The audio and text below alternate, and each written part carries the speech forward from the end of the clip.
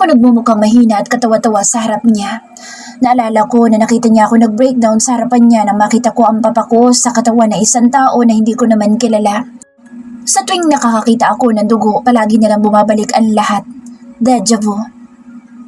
Ang lolo ko, alam niya ba na nandito ako? Tanong ko na hindi makatingin sa mga mata niya. Ayoko makita sa kanya na natutuwa siya na nakita niya akong mahina. Kahit na sino pa man iyan. Ayoko nakikita nila ako na mahina. Alam niya't kumuha lang siya ng mga gamit mo. Seryosong sagot niya sa akin. Hindi man ako tumingin sa kanya pero alam ko na seryosong Adriel ang kasama ko ngayon sa kwartong ito. Wala na ang Adriel na makulit at palagi na lang ako inaasar. Gusto mo na bang kumain? Magpapadala na ako ng pagkain dito. Sambit niya. Napayuko na lang ako at umiling. Hindi ko alam kung bakit sobrang bait niya ngayon sa akin. Nakapagtataka dahil kaya niya naman pala akong hindi inisin. Sandy, naramdaman ko ang paglubog ng kaba sa harapan ko. Dahan-dahan ako nag-angat ng tingin at nakita ko si Adriel sa harapan ko na nakangiti na walang halong asar. Anong ginagawa niya? Baka mamaya bigla siyang tumawa ng malakas at asarin ako sa pag-iyak ko. Bakit mailap ka? Tanong niya sa akin. Sanamaan ko siya ng tingin dahil sigurado ako na aasarin niya na nga ako sa susunod na sasabihin niya. Alam naman niya siguro na naiilang ako dahil sa nangyari. Nakita niya kung paano ako mag-breakdown at mukha akong katawa-tawa sa kanya. Ayoko ng ganyan ka. Malamang, dahil mas gusto mo na inaasar at naiinis ako. Mabilis na sagot ko bago pa niya matapos ang sasabihin niya. Kung hindi lang talaga mahalaga ang pera nakikitain ko sa kanya, baka matagal na akong wala sa paligid niya. Kaya lang sadyang pinanganak ako na mukhang pera. Mas mahal ko ang pera kaysa sa mental health ko. Ang mental health ko maaayos ng pera kaya handa akong magtiis. Wala akong oras na asarin ka ngayon. Napataas agad ang dalawang kilay ko sa sinabi niya. Ano na naman kayang sasabihin niya ngayon? Gagawin na naman ba niyang joke at katawa-tawa ito? Gusto kita makausap ng maayos ngayon, Cindy. Anya na kinaismid ko. Ikaw? Ang mamang pulis na puro biro ang alam pagdating sa akin ay makikipag-usap ng masansinan? Sino naman ang nilo? Wala ako dito sa tabi mo para asarin ka. Magpasikat sa'yo at mas lalong wala ako dito para gawin kang joke, Cindy. Hindi ako nakaimik sa sinabi niya kaya umayos na lang ako ng upo. Mukhang seryoso nga siya at paano naman ako makakasigurado na tama nga ang sinasabi niya at walang eme. Alam ko na naiilang ka kasi nakita ko kagabi kung paano ka maging mahina. Pero pwede bang isipin mo na lang na normal lang iyon at wala lang naman sa akin? Umiyak ka at normal. Naiinis ako kapag may nakakakita na umiiyak ako. Diretsong sagot ko sa kanya. Ayokong may nakakakita sa akin kaya hanggat maaari gusto kong malayo sa mga tao. Ayoko na muna. At bakit naman? Anong masama kung umiyak ka? Ako nga, walang nakikitang mali. Kasi nga nagmumukha ako mahina. Inis na sigaw ko pero hindi ko nakita ang pagbago na ekspresyon ng mukha niya. Hinintay ko siya natawanan ako at asarin ako pero wala. Wala akong narinig mula sa kanya ngayon. Anong meron sa kanya at ang bait niya? Para siyang hulog ng langit ngayon na hindi makabasag pinggan. Pero hindi ko nakita na mahina ka nang dahil lang sa pag-iyak mo. Kahit kailan hindi mahina ang tawag sa taong umiiyak. Ipinapakita lang nila kung gaano kahalaga ang bagay na iniiyakan nila. Napakurap-kurap na lang ang mga tao ko sa sobrang gulat ko sa sinabi niya. Hinanap ko sa mga mata niya ang pagbibiro at pangaasar pero seryoso siya. Totoo ba talaga? Huwag kang matakot na umiyak lalo na sa harapan ko. Tanggap kita kahit na ilang balde pa ang iiyak mo sa harapan ko. At sa dulo, ikaw pa rin ang Cindy na nakilala ko. Ang matapang na babae na sinipa ako at sinuntok. Hindi ko alaman dapat ko sabihin sa kanya. Masyadong malawak ang bawat salita niya ngayon. Hindi ko na alam kung ano ba doon ang dapat kong unahin na ipasok sa isip ko. Listen to me, Cindy. Kinuha niya ang dalawang kamay ko gamit ang dalawang kamay niya. Wala naman ako magawa dahil masyado akong nakuha ng mga sinabi niya na napakalalim. Ang sabi ko noon hindi ako magpapadala sa mga biro niya pero hindi ko naman sinabi na hindi ako magpapadala sa mga malalalim niyang salita na seryoso talaga. Matapang ka. Umiyak ka man o hindi, matapang ka pa rin. Akala ko wala ng tao magpapahanga sa akin pero mali ako dahil nakilala ko siya. Nakita ko kung paano siyang makipaglokohan sa akin, kung paano akong asarin, kung paano siya magalit sa mga pulis at ngayon, masasabi ko na lang na kahit gaano pa kalakas tumawang isang tao, kahit na gaano pa siya kahilig sa biruan, kaya ko rin pala silang makausap ng masinsinan. Hindi. Sunod-sunod ako napailing sa kanya at inagawang kamay ko. Isa pa rin siyang pulis matapos ang lahat.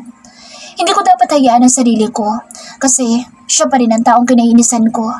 Sila pa rin ang dahilan kung bakit ako nawalan. Kung bakit nasa punto ako minsan ang buhay ko na gusto ko nalang mamatay. Nagugutom na ako. Sambit ko na lang para maiba ang usapan. Ayoko magoyo ako ng isang tao, lalo na ang isang pulis pa. Nawala ng hustisya ang papa ko dahil sa mga pulis at nawala naman ang mama ko dahil sa mga pulis. Kaya bakit ko hahayaan ang sarili ko na magtiwala sa katulad niyang pulis? Luma na ang katagang, hindi naman lahat. Wala akong oras para maniwala pa sa ganyan dahil ang mahalaga ngayon ay ang sarili ko. Anong gusto mong kainin? Tanong niya sa akin. Mukhang nagtagumpay naman ako dahil nailayo ko ng usapan. Hindi na rin ako komportable dahil naalala kong bigla kung ano nga ba siya. Kung ano ang trabaho niya. Ayoko sa pulis. Mas gugustuhin ko na nga na magutom na lang kaysa naman ang magustuhan pa ang pulis. Kahit na ano na lang. Kalmadong sagot ko na parang walang nangyari. Tumango siya sa akin at lumapit sa telepono na nasa ibabaw ng lamesa na nasa gilid lang ng kamay ko. Nag-iwas ako ng tingin sa kanya na lumingon siya sa akin. Inikot ko ang paningin ko sa kwarto na bigla ko na lang napapansin na parang may kulang. Oo nga, may kulang. Wala ang aso niya. Wala akong naririnig na tumatahol. Hindi pa naman ako sanay na kaming dalawa lang at wala si Shotty. Naging parte na rin talaga ng buhay ko si Shotty. Nasaan si Shotty? Tanong ko matapos niyang kausapin ng hindi ko kilalang tao sa telepono. Dumaan siya sa unahan ko at may hinila na bagay sa ilalim ng kama ko. Isang upuan na bakal at naupo siya roon. Mabuti naman dahil nailang na rin ako sa pag-upo niya sa kama kung nasaan ako ngayon. Nasa kaibigan ko muna. Sa kanya ko muna iniwan yung gamot ni Shotty. Baka makalimutan mo na may iniinom na gamot yung aso mo. Kailangan niya yun para sa mabilis niyang paggaling tapos may vitamins pa siya. Teka nga. Sambit niya at itinaas pa talaga niya ang isang kamay niya sa harap ko. Sino ba ngayon ang nasa ospital? Di ba ikaw? Inis na saad niya sa akin. Laglag ang pangako sa kanya dahil ito ang kauna-unahang beses na nakita ko siyang nainis talaga sa akin. Ikaw nasa ospital ngayon kaya isipin mo muna sarili mo. Asik niya. Napairap na lang ako sa kanya dahil wala naman talagang masakit sa akin. Ewan ko ba kung sino ang parang tanga na OA para dalhin pa ako rito sa ospital at lagyan ng swero. Inahimatay lang naman ako. Inaalala ko lang naman ang aso mo. Asik ko sa kanya. Mas mahal ko pang aso kaysa sa kahit na kaninong tao. Kahit nga isang beses ko palang nakikita ang kahit na anong hayop, mahal ko na agad sila. I know, Cindy. Dahil grabe ka magmahal sa alaga ko. Pero Cindy naman, hindi ko naman nahayaan si Shotty, kaya pwede bang sarili mo na lang pakialaman mo at huwag na ang aso ko? Reverse card. Ayan, bumalik na sa kanya ngayon. Alam niya na siguro ngayon kung ano ang pakiramdam kapag may nangingialam. Hindi ka na rin muna magtatrabaho sa akin. Sabado bukas kaya sasagalin ko ng pahinga mo. Anya, masaya nga dahil may pahinga ako pero inaalala ko si Shotty. Ipapaayos ko rin ang penthouse ko kaya bawal ka muna sa bahay ko. So, saan tutuloy si Shotty? Sa kaibigan mo pa rin? Tanong ko ulit. Siguradong hindi pwedeng iwanan ng aso niya habang under construction ang bahay niya dahil baka mamaya kung ano pa mangyari kay Shotty. Baka hindi na lang sapat ang matanggap niya sa akin kapag napahamak ang aso niya. Huwag mo nang isipin iyon dahil ang dapat mong isipin kung paano babalik ang Cindy na naiinis. Nagsalubong agad ang kilay ko sa kanya. Hindi ba niya alam na bumabalik lang naman ang Cindy na naiinis kapag iniinis niya ako? Kala ko naman bumait ka na at may sumapi ng anghel sa'yo. Iritadong saad ko. Bigla na lang kasi siyang naging seryoso kanina. So akala ko mabait na talaga siya. Pero heto siya ngayon at inaantay lang pala kung kailan ako babalik. Kung kailan babalik ang pagiging busamot ko pagdating sa kanya. Mabait naman talaga ako eh. Kaya nga hindi na kita aasarin hanggat kaya kong pigilan. Ha, talaga ba? Nakangiting plastic na tanong ko sa kanya. Kwento mo sa pagong. Sino namang niloko mo ha? Nek-nek mo. Asik ko sa kanya. Ako pa talaga ang gusto niyang niloloko ha?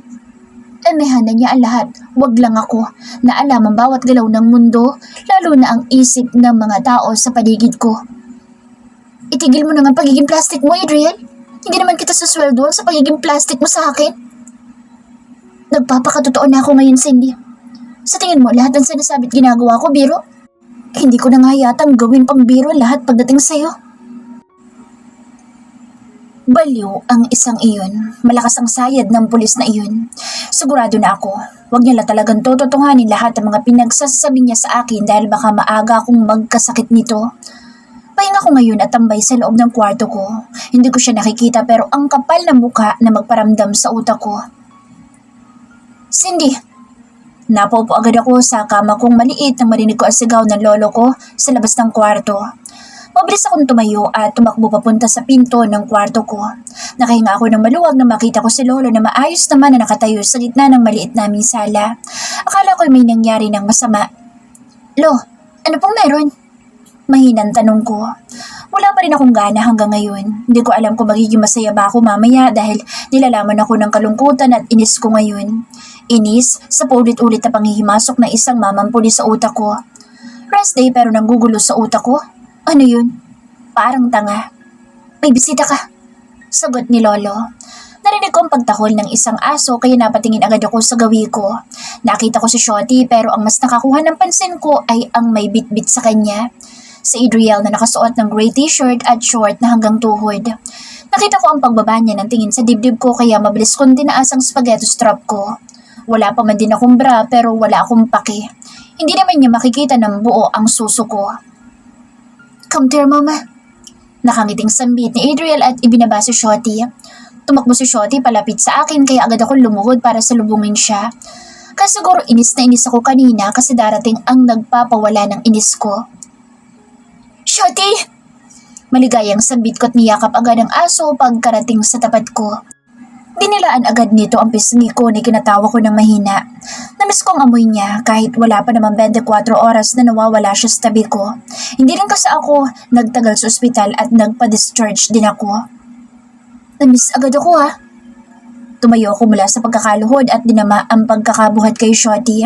Akala ko'y aabutin pa ng 2 araw bago ko siya makita pero heto siya ngayon sa harap ko tuwan-tuwa.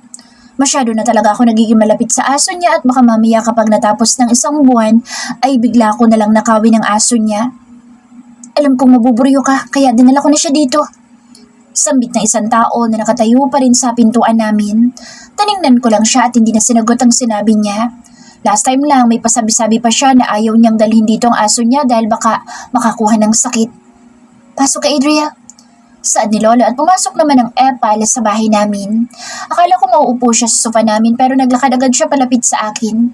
Nagkunwari na lang ako na parang wala lang at hindi ako naiilang sa presensya niya sa harapan ko ngayon. Kamusta ka? Seryosong tanong niya sa akin.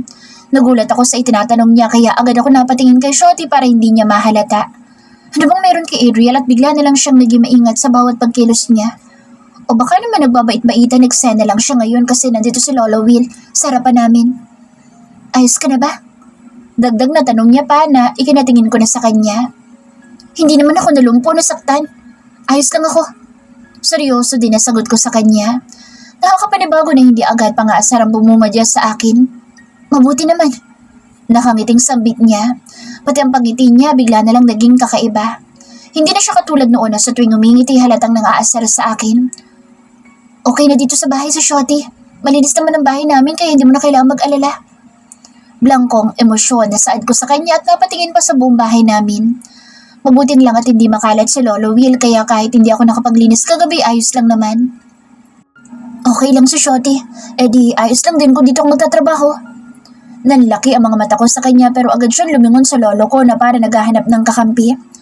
Ayos lang naman po, di ba? Mas gusto ko nagtatrabaho kapag kasamang aso ko kaya huwag niyo sanang mamasamain, Lolo Will. Laglag ang pangako habang nakatingin sa kanya na nakatagilid ang mukha sa akin. Pati ang pagtawag niya sa lolo ko, ang lakas makakapal na mukha. Kailan pa sila naging close ng ganyan, ha? Oo naman, Adriel. Sagot ni Lolo Will na mabilis na ikinaling yun ng ulo ko sa lolo ko. Lolo, malit lang bahay natin at bakit tayo tatanggap ng isang pulis? Inis na tanong ko. Nainis ako dahil ilang taon na pero kahit kailan hindi ko man lang nakita ang lolo ko na nagalit sa mga pulis. Ang mga pulis na dahilan kung bakit nawala ang mga magulang ko na anak niya na rin. Cindy, siya naman ang amo mo. Walang masama. Mahina ko na sagot ni Lolo. Napatingin Napatingin ako kay Adriel na nasa akin na pala ang tingin ngayon. Sinamaan ko agad siya ng tingin at tinalikuran, bit-bit si Shotty sa braso ko. Wala naman ako magagawa kahit na ako ang nagbabayad ng upa sa bahay, tubig at kuryente, dahil si Lolo pa rin ang nakatatanda. Pumasok ako sa kwarto ko at padabog ko isinara ang malapad na kahoy na pinto ng kwarto ko. Kung gusto niya pala rito, edi dito siya sa bahay namin, basta huwag siyang papasok sa kwarto ko. Asik ko at naupo sa kama ko na may 4 na pulgadang lapad ng kutsyon. Naiga ako sa kama habang nasa ibabaw ko pa rin si Shotty. Ang taas ng sikat ng araw sa labas ng bintana ng kwarto ko tapos ang taas din yata ng presyon ko dahil ginugulo na naman ako ni Adriel. Ang laki-laki ng opisina niya sa presinto pero bakit dito pa niya napili? Ha? Iritadong tanong ko na naman kay Shotty na para bang sasagot talaga ito. Tang talaga niyang amo mo, no? Bakit ba naging pulis pa yan? Bumaba si Shotty mula sa ibabaw ko at naupo sa tabi ko. Tinaas ko ang kamay ko at tinimas-himas ang ulo ni Shotty.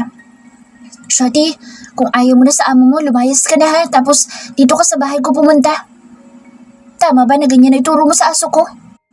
Mabilis ako napaupo sa kama at sinamaan ng tingin si Adriel na bigla-biglang pumapasok sa kwarto ko, bit-bit ang mga folders sa kamay niya. At tama ba na pumasok ka sa kwarto ko nang hindi ka man lang kumakatok ha? Makakala mo nasa opisina ka, na ikaw ang boss. Inis na saod ko. Tumahaw naman si Shotty kaya agad ko siyang kinuha at nilagay sa kandungan ko. Okay, sorry. Buntong hininga na saad nito. Mabuti na lang mabango ang hininga niya kasi umabot sa ilong ko sa laki ng bibig niya. Gusto mo bang lumabas ako ng kwarto mo tapos ulitin ko ang pagpasok ko? Kakatok na ako. Hindi ko alam kung nangaasar na naman ba siya o seryoso siya dahil sa mukha niya. Ang lakas talaga ng amats ng mamang pulis na ito. Lahat siguro ng pulis sa Maynila ay malakas ang topak kasi ang chief of police nila ay malakas ang topak eh. Bakit ba kasi nandito ka sa kwarto ko? May sala naman. Pwede ka doon. Saad ko sa kanya. Ang liit na nga ng bahay namin at madali na kaming magkita-kita pero gusto pa niya talaga na mas madali kong makita ang pagmumukha niya. Gusto ko dito eh. Gusto ko makita ka. Nakangiting sambit niya at hinilang upuan sa ilalim ng isang maliit na lamesa. Nagsalubong ang kilay ko at pinagmasdan ang sunod niyang gagawin. Naupo siya sa silya at tinaas ang kanang tuhod niya para ipatong sa kabila. Sinungaling. Inis na saad ko. Alam ko naman na ayaw niya ako makita o mas magandang sabihin na mas gusto niyang iniinis ako. Bakit naman ako magsisinungaling? Nakangiting tanong niya sa akin. Sabi ko naman sa iyo na seryoso ako sa lahat ng sasabihin ko. Wala na akong oras na makapagbiruan sa iyo o makapagsinungalingan man. Haba, langya. Mukhang lahat ng mga sasabihin niya totoo na nga dahil sa seryoso niyang mukha. Pero hindi naman ako tanga. Sabihin niya man na totoo ang sasabihin niya o makita ko man sa mga mata niya na hindi siya nagsisinungalin, hindi pa rin ako maniniwala sa kanya. Mahal na mahal ko ang sarili ko at ayoko na uuto ako ng kahit na sino pa man. Magtrabaho ka na. Gawin mo na gusto mong gawin basta bahala ka kung may ingayin ka. Sambit ko na lang sa kanya. Pinatong niya sa ibabaw ng lamesa ko ang folder na hawak niya pero ang tingin niya ay nasa akin pa rin. Inirapan ko siya at kinuha na lang ang remote control ng maliit kong TV na galing pa sa kapitbahay namin na ibinigay kay Lolo. Binuksan ko ang TV namin at itinodo ko ang volume nito pero balita sa umaga lang naman ang laman nito. Nagkunwari ako na nanonood habang hinihimas ang ulo ni Shotty. Ang ganda mo? Saad niya pero nagkunwari ako walang naiintindihan sa sinabi niya. Ayokong pinupuri niya ako kaya nanatiling blanco ang mukha ko na para bang wala lang sa akin ang sinabi niya. Ang galing gumawa ng mga magulang mo kasi nakagawa sila ng ganyang kagandang babae. Umagang-umaga pero puro pang-uuto ang alam ng pulis na ito. Hindi naman na nakakagulat dahil dyan naman talaga mahilig ang mga pulis. Ang mang-uto. Tactics nila iyan bilang pulis. Sa sobrang ganda mo, mahalin na talaga kita. Pinanatili ko ang mga mata ko sa TV. Sabi na nga ba at wala din siyang kwentang lalaki. Magkakagusto lang din siya sa isang babae kapag maganda, tulad ng ibang lalaki sa kalye. Malamang galit na galit ka na kung naririnig mo ito.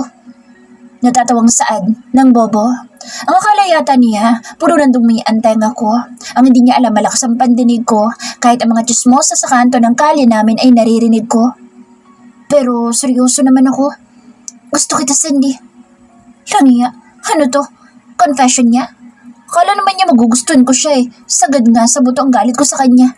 Cindy, bumukas ang pinto ng kwarto ko kaya agad kong hininaan ang volume ng TV ko habang kay Lolo ako nakatingin na siya nagbukas ng pinto. Bakit, Lo? Tanong ko. May tao sa labas ng bahay. Naghahanap sa'yo. Hindi ko nga kilala kung sino ba. Saad ni Lolo. Agad kong binitawan ang remote control na nasa kamay ko at napatayo sa kama ko. Bit-bit pa rin ang aso ni Adriel na aso ko na rin. Naglakad akong palabas ng kwarto ko at hindi pinapansin ang tingin sa akin ni Adriel. Sino naman kaya yun? Tanong ko at nilagpasan si Lolo. Naglakad ako papunta sa pintuan ng bahay namin na hindi naman nalalayo sa pinto ng kwarto ko dahil sa maliit lang ang munti naming bahay. Hoy! Pukpukada! Mabuti mo't lumabas ka na rin. Napataas agad ang kilay ko nang makita ko si Marites, ang kapitbahay namin na pinaka-chismosa sa lahat. Excuse me, pero hindi ako pukpukada.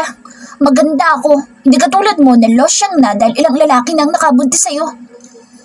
Nakangising saad ko habang hinihimas ang aso ko. Ang chismosa naming kapitbahay na pang-international. Paano ba naman kasi may 5 siyang anak at iba't ibang tatay kaya tinagurian tuloy siyang international. Aba, langya kang gandang-ganda sa sarili ha? Ako talaga ang pinili niyang iskandalo ngayong araw. Wala na siyang maichismis kaya ako naman. Akala naman niya mananalo siya sa akin. Oo nga eh. Alam mo bang hirap na hirap na nga ako na maging maganda? Tapos may pera pa ako kaya hindi ako pakalat-kalat sa iba't ibang lugar para bumukaka. Sana naman huwag ka mainggit. Burn, nice one baby. Hindi ko na lang pinansin ang sinabi at pagpalakpak ni Adrian sa likuran ko. Napatingin si Marites sa likuran ko at nakita ko ang panlalaki ng mga mata niya bago muling tumingin sa akin. Ayan, may lalaki ka sa bahay mo tapos nakukuha mo landiin ang asawa ko. Excuse me, Marites. Kumakbang ako palabas ng bahay namin at nilapitan siya na nakatayo sa harapan ng bakuran ng bahay namin. Pero hindi ako pumapatol sa hito at maliit ang ari. Saan mo naman ako ang chismis na pumapatol ako sa asawa mo na tinitira din ang kapatid mo?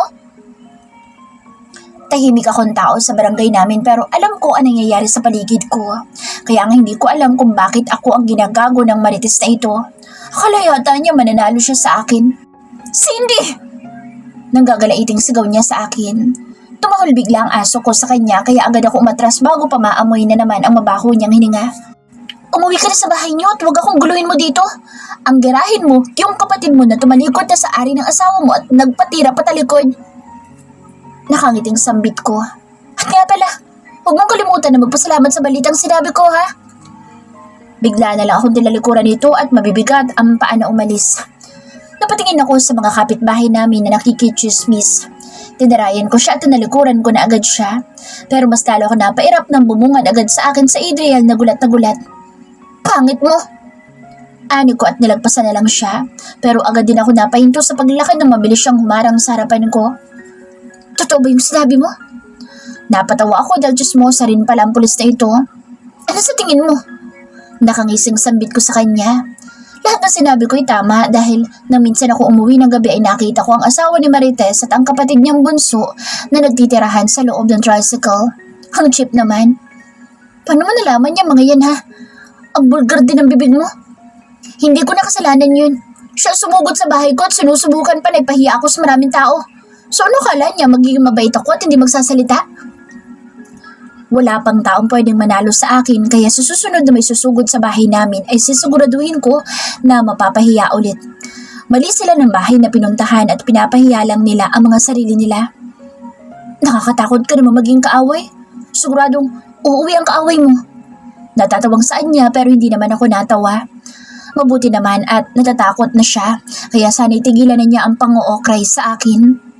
Nakakatakot na kaya tigilan mo ng pag-aasar mo sa akin at ang pagsasabi mo ng kung ano-ano, Adriel. Tumigil na naman ako, Cindy ah.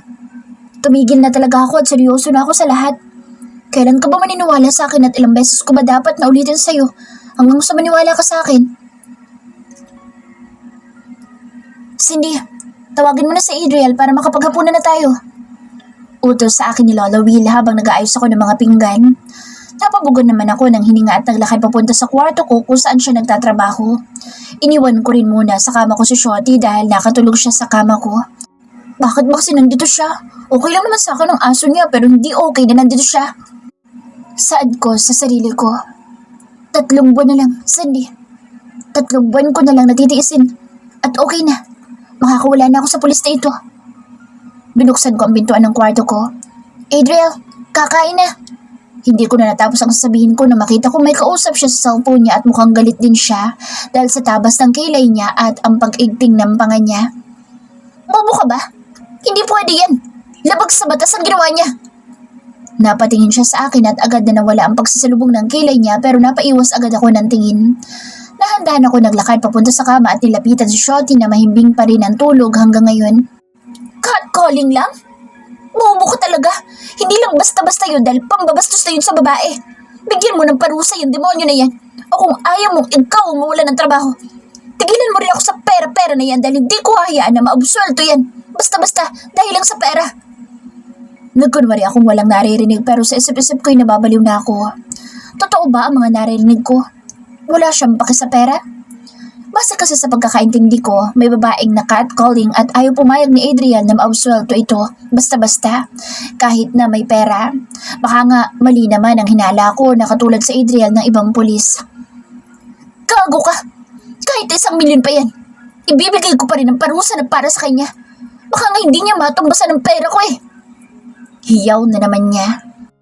Tama nga ako nang iniisip ko ngayon. Ayaw niya sa mga suhol. Anong klaseng tao ba siya at ayaw niya sa suhol? Totoong tao ba siya? Baka naman alien siya o kaya ay robot. Pupunta ko dyan bukas at ipalalaman ko sa kanya yung 1,000,000 niya. Kung gusto niya, dadagdagan ko pa ng 1,000,000 para 2,000,000 ang lamunin niyang basto siya. Mukhang sarang-sara ang gabi niya dahil sa galit na galit niyang boses kahit hindi ko nakikita ang reaksyon niya. Huwag niyong papakawalan yan kung ayaw niyong kayong matamaan sa akin. Napataas ang tingin ko sa kanya at sakto naman na ibinaba niya na ang tawag. Naupo siya sa silya na kanina niya pa inuupuan at ibinato ang cellphone niya sa ibabaw ng lamesa. Ang lakas ng pagkakabagsak nito pero wala man lang sa kanya. Bigla siyang napalingon sa akin at mabilis siyang umayos ng upo at nawala ang kaninang pagsasalubong ng kilay niya at pag-igting ng panga niya. Pasensya na kung dinadala ko dito ang trabaho ko. Pati kayo naapektuhan. Sambit niya sa akin. Tipid na tumangulang ako. Nakuha niyang atensyon ko dahil sa kausap niya kanina pero ayokong malaman naman niya na may pake ako.